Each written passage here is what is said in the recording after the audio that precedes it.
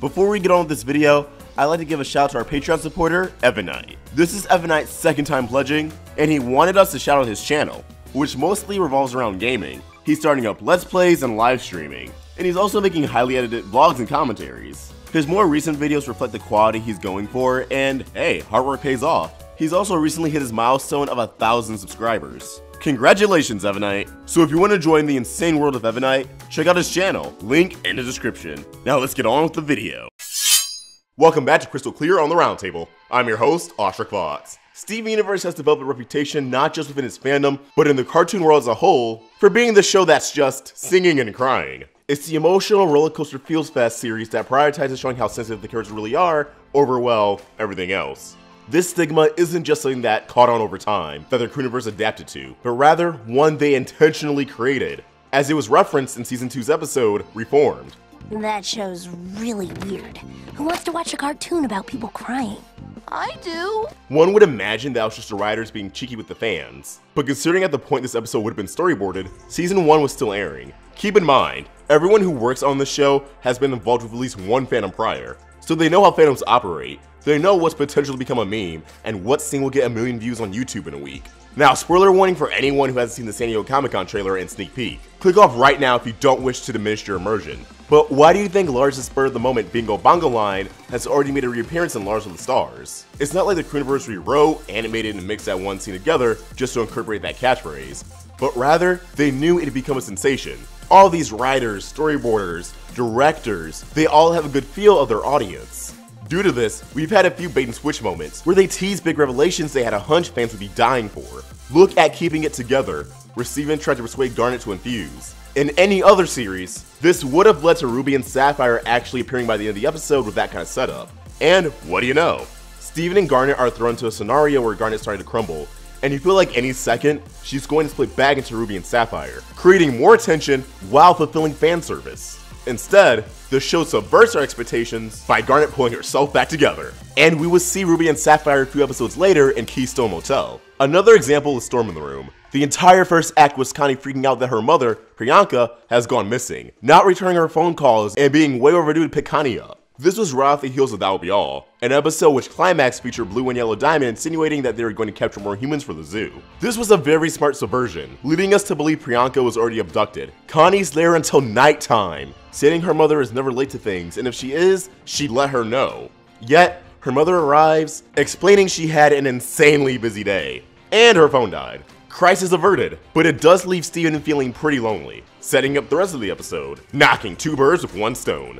There's also the recent allusions to another gem hybrid existing in both Lion 4 alternate ending and Are You Might Add. And Lion 4 had the whole chest and sidelines main tease. We're led for a whole 5 seconds that Rose had another child named Nora, and Connie questions the existence of another being like Steven roaming the earth, which is met with awkward silence. Are you setting up something, Crewniverse, because comedy comes in 3, so there's only 1 more pass before this gets ran to the ground. All that being said, the show being full of emotion and its subversional tactics to mislead the audience, added in with the fact the Crewniverse has teased the season to be on a completely different level, I'd like to think that Season 5 of Steven Universe will be the saddest yet. Steven Universe has fallen into this pattern, one that's remained even in Wanted. Steven and the Gems get into a dangerous situation, he and the Gems manage to barely evade said dangerous situation, and we go back into Beat City fun times until a new dangerous situation arises, which is just an extension of the last dangerous situation. We've seen this with Lapis Lazuli, the first major arc of the series, the second major arc of the series, the third, the fourth, the fifth,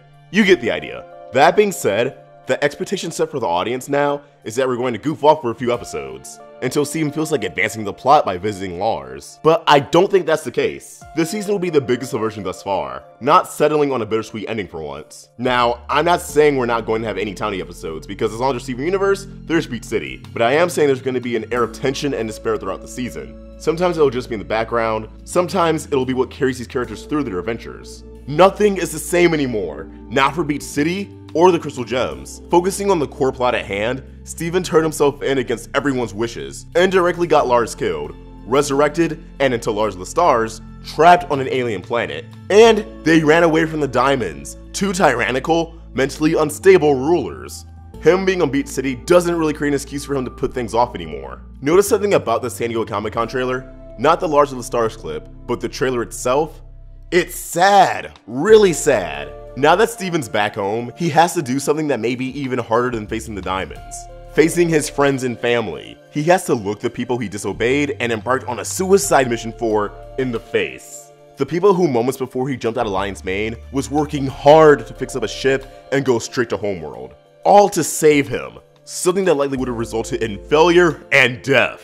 Steven even says in the trailer, "You're safe, I'm safe, everything's fine." To which Connie says, "But it's not though." She's letting him know she can't pretend that she's okay and that all this is fine. She more than likely blames herself. She could have done more to prevent Steven from leaving, or from Topaz and Aquamarine abducting her in the first place. Hell, I'm betting everyone, Greg, Garnet, Amethyst, Pearl, to all have some sort of guilt and blame placed on themselves for recent events. I don't see this just subsiding in one episode. There's also Peridot and Lapis. Who knows how they're going to feel when they find out about the list originating from Peridot? The fact Homeworld's coordinates from Beat City stem from Lapis. We know Lapis is going to more than likely bail on the planet, which I imagine would leave Peridot in a depressive state. The gems also finally have to face reality and reveal to Steven everything they know about Rose Quartz, about the Gem War, about Pink Diamond. No more secrets. Pearl states that there are things impossible to explain that she wants to explain. We already know how emotional and difficult Pearl can be, so spitting this out may take a lot out of her,